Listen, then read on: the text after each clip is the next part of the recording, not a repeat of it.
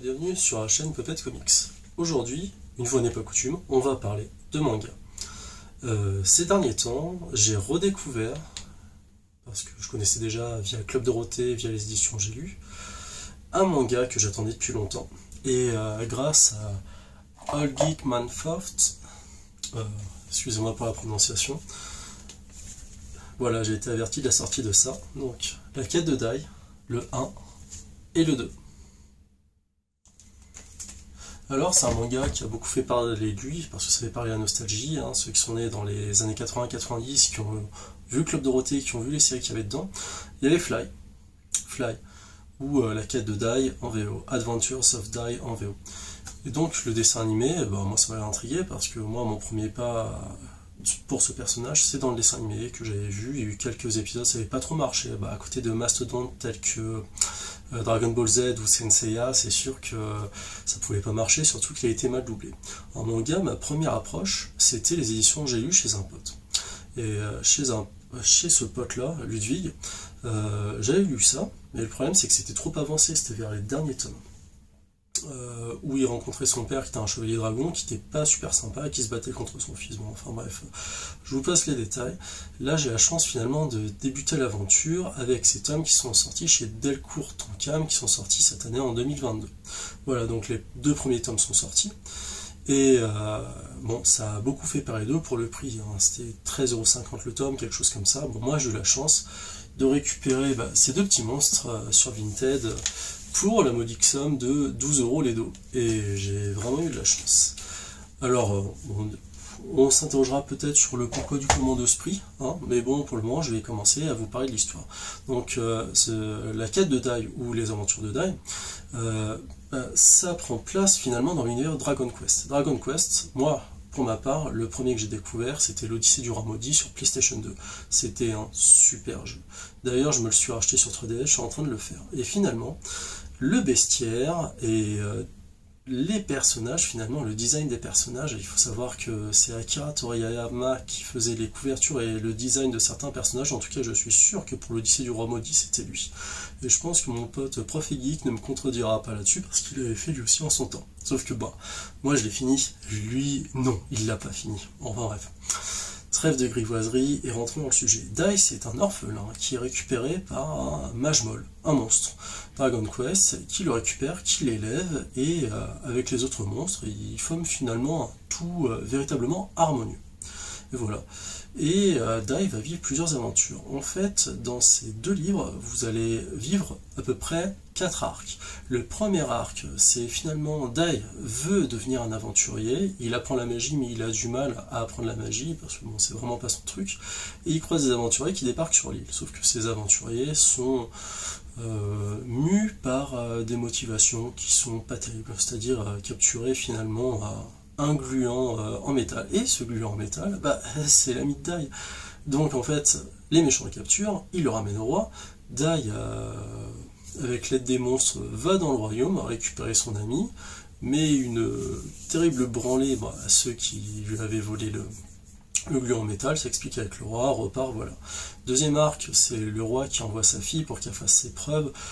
Alors j'ai pas trop compris si c'était un mélange de mage, de prêtresse, et finalement elle est accompagnée par des gens qui veulent la tuer parce que c'est la dernière héritière du royaume, et donc s'ils la tuent, ils pourront régner sur le royaume après la mort du roi. Donc voilà, donc Dai va l'aider, tout ça, il va faire aussi la démonstration de la marque du dragon. En fait, quand il se vénère, il est en mode Super Saiyan+, il défonce tout le monde, il sait même faire de la magie, lui qui est nul en magie, il balance des sorts de ouf, à ce qui paraît. Voilà. La troisième aventure qu'il va vivre, finalement, le roi du mal, qui est le grand antagoniste du début, revit. On ne sait pas comment, on ne sait pas pourquoi au début. Hein, on le sait après, un peu plus tard dans le manga. Excusez-moi, j'ai fourché. Et donc, les monstres qui étaient autour de Dai, qui étaient bienveillants, deviennent de plus en plus méchants avec le retour du roi. Donc, celui qui l'appelle Papy, le Majmol, lui dit je vais avoir du mal à me contrôler, il faut que tu t'éloignes, il faut que tu partes de l'île, parce que sinon les monstres vont t'agresser. Et c'est à ce moment-là qu'arrive Avant et son apprenti, et Avant va tracer un espèce de cercle magique qui va protéger les monstres de l'influence néfaste du roi du mal. Donc voilà, finalement, qu'est-ce qui se passe? Avant, c'est le chef des héros, celui qui avait vaincu le roi du mal avant, il va entraîner Dai, il va lui dire, bon, en 7 jours, je vais faire de toi un héros. Donc finalement, il passe 3-4 jours avec Dai, parce qu'au bout du 4e jour, il y a le roi du mal qui arrive, il se bat contre Avant, voilà, et je vous en dis pas plus, et pour la 4e aventure non plus, parce que ça serait trop spoilé, et il faudrait que vous les lisiez. Voilà. Là où je voulais en venir, maintenant, c'est par rapport au prix. Par rapport au prix, c'est 13 €, 13,50 € le tome. Alors pourquoi ce prix? Quand vous avez ce manga en main, en fait vous avez un manga qui est un peu plus lourd que la moyenne et qui est un peu plus épais. Bon, le manga, on le voit comme ça, avec la 4e de couverture, sens de lecture original japonais, la jaquette.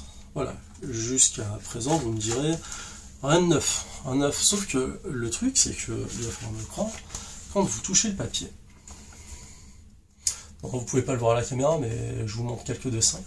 Et ben vous touchez un papier qui est de bonne facture, un papier un peu plus supérieur que l'espèce de papier journal que vous pouvez avoir des fois dans les autres mangas. Et surtout, donc c'est 2 tomes en 1. Il me semble qu'il y a 36 ou 37 tomes. La série était parue dans le Weekly Shonen Jump, donc tout ce que vous connaissez, les grands, genre Dragon Ball Z, Naruto et tout ça, c'était édité dans cette même revue. Hein. C'est ça qui les a fait connaître. Et revenons-en finalement à la qualité d'édition. Donc, c'est vraiment de belles couleurs, c'est de la bonne facture, c'est magnifique. Et donc, les pages sont de qualité supérieure, mais il y a surtout aussi autre chose, c'est que dans ce manga, vous avez quelques pages qui sont colorisées plusieurs fois. Alors, je sais que des fois, par exemple, au début des tomes de Berserk, c'est aussi colorisé, vous avez une couverture colorisée, sauf que là, regardez, ah, ça va être un peu violent, hein. C'est colorisé comme ça, je trouve ça magnifique. Et les pages, elles ont aussi une autre texture à la main. C'est encore du papier un peu plus supérieur que ce que vous pouvez avoir. Et vous avez plusieurs pages comme ça dans le comics, où c'est colorisé, c'est magnifique. Regardez les couleurs, hop, sans trop le gâcher, voilà. Et c'est pas mal. Et quand vous l'avez en main, vous avez un tome qui pèse un peu plus que ce que vous avez. Donc c'est édité chez Delcourt Tonkam. Bon, si le prix vous rebute, essayez de les trouver d'occasion. Hein. Il y en a qui les ont achetés ou qui les ont reçus en double et qui les vendent pas très cher. Hein. Vinted ou Le Bon Coin est ton ami, hein, voilà. En tout cas, moi, c'est un manga, c'est une sacrée dose de nostalgie qui est revenue parce que ce dessin animé m'a intrigué. Ils n'étaient pas allés jusqu'au bout, j'avais pas lu les premiers tomes. Et j'ai découvert quelque chose qui était vraiment dans l'esprit du jeu vidéo Dragon Quest. Alors même si l'Odyssée du Roi Maudit, c'est absolument pas la quête de Dai, hein. C'est un peu comme les Final Fantasy, chaque histoire est indépendante. Voilà, mais la quête de Dai, c'est dans un univers qu'on reconnaît, avec un bestiaire qu'on reconnaît, avec un design qui est caractéristique. Alors bon, le dessinateur, c'est Koji Inada. Moi, si on me l'avait pas dit, j'aurais pensé que ça ressemblait un peu à du Akira Toriyama. Vous voyez le design? Mais design très enfantin. Le scénario, c'est Riku Sanjo. Normalement, il y a 36 ou 37 tomes. Si je calcule bien, normalement, on devrait avoir une quinzaine, 15, ouais, plutôt 18 tomes à peu près, vu qu'il y a 36 tomes et que chaque tome en fait 2 ou 3. Voilà. Bon, après, à 27 € les 2 tomes, ça pique un peu, hein. Mais bon. Enfin bref, si vous avez aimé cette vidéo, si ça vous a donné envie de lire la quête de Dai, ou si vous voulez échanger sur Dai, n'hésitez pas dans les commentaires, sur mon Instagram aussi, Puppet of Comics. Si cette vidéo vous a plu, vous mettez un pouce bleu, pensez à vous abonner, et puis à partager la vidéo. Pour le moment, on n'est que 122, on gagnerait peut-être à grossir un peu, hein. Moi, j'aime bien présenter des œuvres qui sont coup de cœur, des trucs qui sont connus, des trucs qui sont pas connus, des trucs qui m'ont fait chier, hein, aussi, ça je peux le dire, voilà.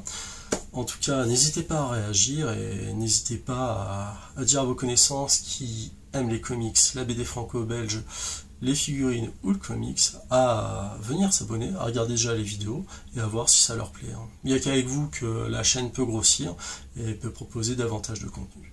En tout cas, je vous souhaite une bonne soirée, bonne journée, bonne matinée selon l'heure à laquelle vous regardez cette vidéo. Et je vous dis à bientôt. Allez, salut!